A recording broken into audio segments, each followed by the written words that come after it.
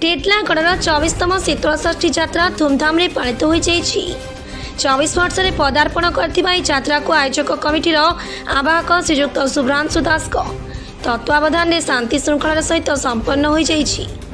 ମଙ୍ଗଳବାର ସନ୍ଧ୍ୟାରେ ବର ପିତାମାତା କାନ୍ତ ଖଡ଼ସେଲ ଓ କନକ ଖଡ଼ସେଲ ଓ କନ୍ୟା ପିତାମାତା ରମେଶ ବଛା ଓ ତୁଳସୀ ବଛା ନିଜ ବନ୍ଧୁବାନ୍ଧବ ଓ ଭକ୍ତଙ୍କ ସହ ବିବାହ ମଣ୍ଡପରୁ ବାହାରି ଏକ ବିରାଟ ଶୋଭାଯାତ୍ରାରେ ବାହାରି ଧବଳେଶ୍ୱର ମନ୍ଦିରକୁ ପ୍ରତ୍ୟାବର୍ତ୍ତନ କରିଥିଲେ।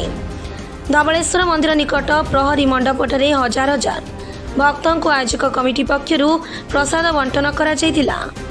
ଏହି ଯାତ୍ରାକୁ ସଫଳ ରୂପାୟନ କରିବାରେ ସଭାପତି ଶ୍ରୀପତି ସାହୁ, ସମ୍ପାଦକ ସୁଧୀର ଗଡ଼େଇ, କୋଷାଧ୍ୟକ୍ଷ ପ୍ରଭାକର ସରାଫ, ସଦସ୍ୟ ଗୋବିନ୍ଦ ସାହୁ, ନାରାୟଣ ସାହୁ, ଧଳା କାହ୍ନୁ ବୁଡେ, कार्तिक नायक, सुधीर आचार्य समेत अन्य कमिटीर सदस्य परिचालना करिबारे सहयोग करथिले।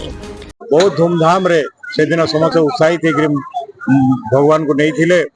और गतकाली आम 10 तारीख विवाह महोत्सव होता विवाह कराइला धूमधाम रे कराइला जेनटा कि सारा शहर काली गोटे उत्सव मुखर थिला। समस्त बहुत खुशी थिले आ माता पार्वती और धवलेश्वर बाबा को दर्शन कले और बहुत धूमधाम रे बराती पहुंची बाजा आमर फुटका सबू किसी ये करी बहुत धूमधाम रे हला। आओ आज प्रत्यावर्तन भगवान को धवलेश्वर बाबा मंदिर जेन आम रही महादेव मंदिर सेनके आज प्रत्यावर्तन हो हजार हजार संख्या रे प्रत्यावर्तन करू जेन समस्त उपस्थित अच्छन और सेन बहुत नचा डेगा कर बहुत खुशी अच्छन।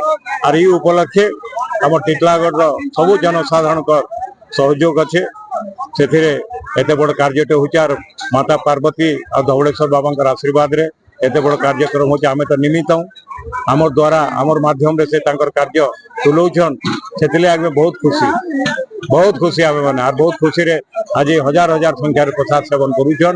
गतकाली भी हजार हजार संख्या रे सेन प्रसाद सेवन करा हला। तो ये उपरे एतियार आज आमे समस्त बहुत खुशी होछु टिटलागढ़ वासी। Titlagarh Sanjay Kumar Nayak report लोमाणी TV.